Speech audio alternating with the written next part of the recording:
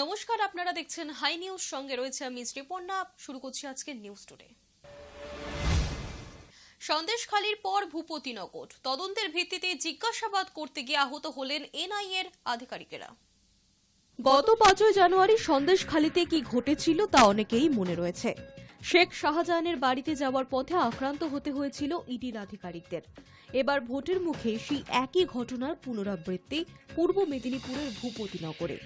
মেদিনীপুরের ভূপতিনগরে বিস্ফোরণ কাণ্ডের তদন্তে গিয়ে হামলার মুখে পড়ল এনআইএ। তৃণমূল কর্মীকে আটক করতে গিয়ে আক্রান্ত হতে হল ন্যাশনাল ইনভেস্টিগেশন এজেন্সি তথা এনআইএর অফিসারদের। গাড়ি ভাঙচুর হল, 2 এনআইএর আধিকারিক সামান্য আহতও হয়েছেন। এর আগে গত 5 জানুয়ারি উত্তর 24 পরগনার সন্দেশখালীতে তৃণমূল নেতা শেখ শাহজাহানের বাড়িতে তল্লাশি চালাতে গিয়ে তৃণমূল নেতার অনুগামীদের হামলার মুখে পড়তে হয়েছিল ইডির আধিকারিকদের। কার্যত প্রাণ বাঁচিয়ে পালাতে হয়েছিল কেন্দ্রীয় বাহিনীর জওয়ানদের। আর সেই ঘটনার পর তোলপাড় পড়ে গিয়েছিল গোটা রাজ্য জুড়ে। তার রেশ কাটতে না কাটতেই ভোটমুখী বাংলায় এবার আক্রান্ত হতে হল এনআইএর আধিকারিকদের। জানা যাচ্ছে 2022 সালের 2রা ডিসেম্বর ভূপতিনগর বিস্ফোরণের ঘটনায় বেশ কয়েকজনকে নোটিশ পাঠিয়েছিল এনআইএ। তারা হাজিরা না দেওয়ায় আশপাশের গ্রামে তল্লাশিতে যান আধিকারিকেরা। আদালতের নির্দেশে সেই বিস্ফোরণের ঘটনা তদন্ত করতে গিয়েই হামলার মুখে পড়ল এনআইএ। এনআইএর দাবি, ভূপতিনগরে বিস্ফোরণ মামলায় জিজ্ঞাসাবাদ করার জন্য শনিবার সকালে এক ব্যক্তিকে গাড়িতে তুলে জিজ্ঞাসাবাদের জন্য নিয়ে যাওয়ার সময় কেন্দ্রীয় এজেন্সির গাড়ি ঘিরে ধরেন উত্তেজিত গ্রামবাসীরা। এরপরে এনআইএর আধিকারিকদের গাড়ির কাচ ভেঙে দেওয়া হয়। 2 এনআইএর আধিকারিক আহত হয়েছেন এই ঘটনায়। এই ঘটনার পরই থানায় যান তারা। এনআইএর তরফে লিখিত অভিযোগের প্রক্রিয়া শুরুও হয়ে গিয়েছে। বিস্ফোরণের ঘটনায় 14 জন তৃণমূল নেতার নাম জড়িয়েছিল। তাদের দফায় দফায় নোটিশও দেওয়া হয়। তৃণমূল দাবি করতে থাকে ভোটের আগে এগুলি ষড়যন্ত্র ছাড়া আর কিছুই নয়। High news network. বালুরঘাটের মঞ্চে ভূপতিনগরের ঘটনা নিয়ে এনআইকে আক্রমণ করলেন মুখ্যমন্ত্রী মমতা বন্দ্যোপাধ্যায়। তার দাবি, ওখানে মহিলারা হামলা করেনি, হামলা করেছে এনআইএ। আমাকে কোশ্চেন করছে, কালকেও ভূপতিনগরে হামলা হয়েছে, হামলাটা কে করেছে?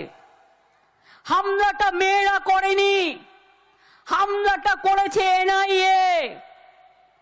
গদ্দার জানে হারবে, তাই লোকের বাড়ি গিয়ে গিয়ে কোথায় একটা চকলেট বোম ফেটেছিল 2022 সালে, আর মধ্যরাতে গিয়ে যদি মহিলার বাড়িতে গিয়ে অত্যাচার করে, গ্রামে ঢুকে গিয়ে অত্যাচার করে, তা মহিলারা কি করবে? শাখা বালা পরে বসে থাকবে না মাথায় ওড়না দিয়ে বসে থাকবে?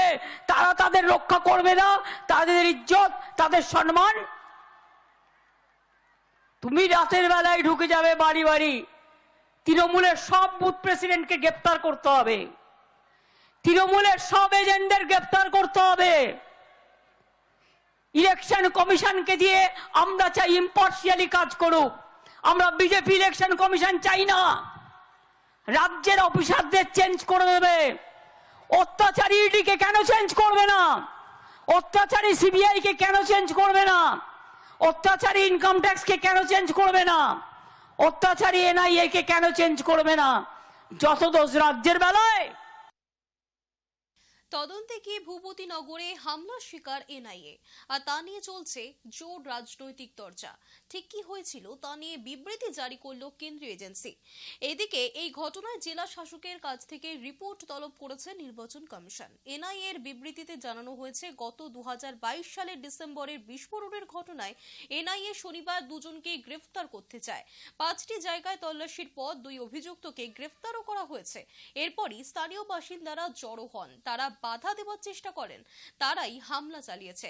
এনআইএ প্রতিনিধি দলের একজন জখমও হয়েছেন, গাড়ি ভাঙচুর করা হয়েছে। এই ঘটনায় স্থানীয় থানায় এফআইআর দায়ের করা হয়েছে।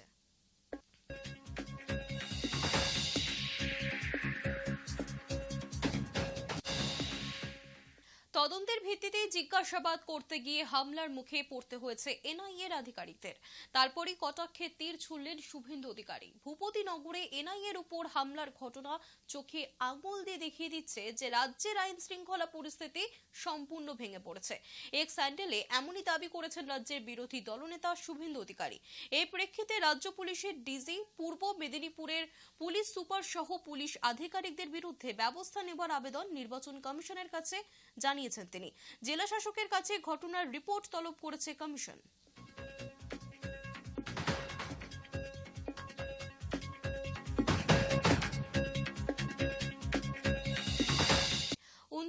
মার্চ রিলিজ হয়েছে ও অভাগী। কেমন হয়েছে ছবিটি দেখুন। শরৎচন্দ্র চট্টোপাধ্যায়ের লেখা অভাগীর স্বর্গ পড়েননি এমন মানুষ বিরল। শখ করে যারা গল্প পড়েন না তারাও এমনকি টেক্সট বইতে এই গল্প পড়েছেন। এমন অতি পরিচিত এবং জনপ্রিয় গল্প নিয়ে যদি সিনেমা তৈরি হয় তা নিয়ে আলাদা এক্সপেকটেশন থাকে। সেটাই হয়েছে ও অভাগীর ক্ষেত্রেও। শরৎচন্দ্র চট্টোপাধ্যায় গল্প অবলম্বনে তৈরি ও অভাগী। 29 মার্চ রিলিজ হয়েছে মুভিটি। কেমন হলো ছবিটি?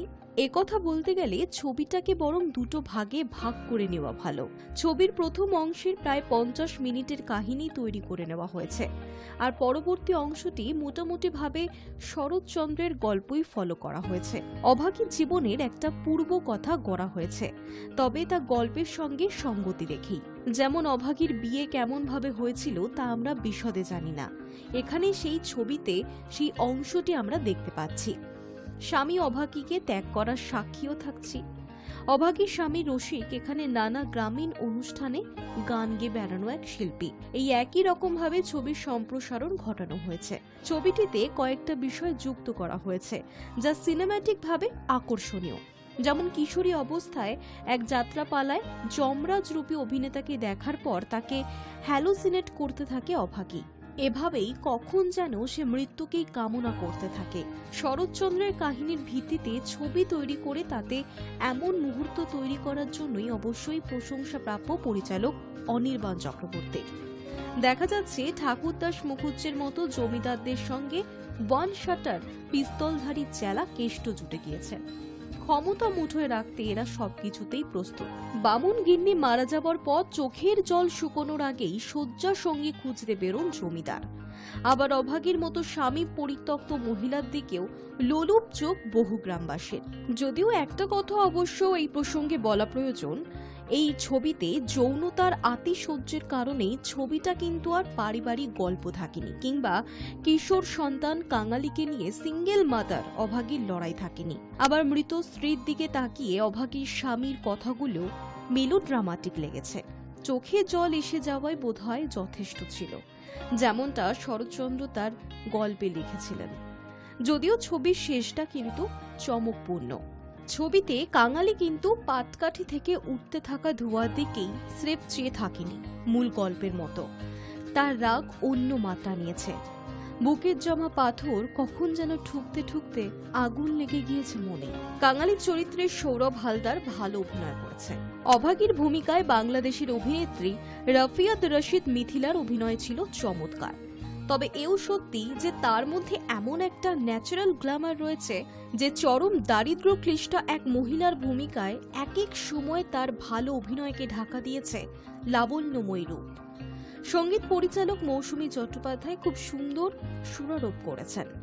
ঢেকিতে ধান ভাঙার সময়ের একটা গান খুব ভালো মতোই অ্যারেঞ্জ করা হয়েছে, যা দৃশ্যের সঙ্গে মিশে গিয়েছে একেবারে।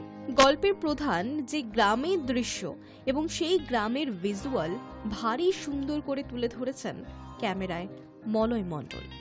High news network. News today এখনকার মতো এই পর্যন্তই। দেখতে থাকুন হাই নিউজ নির্ভীক নিরপেক্ষ।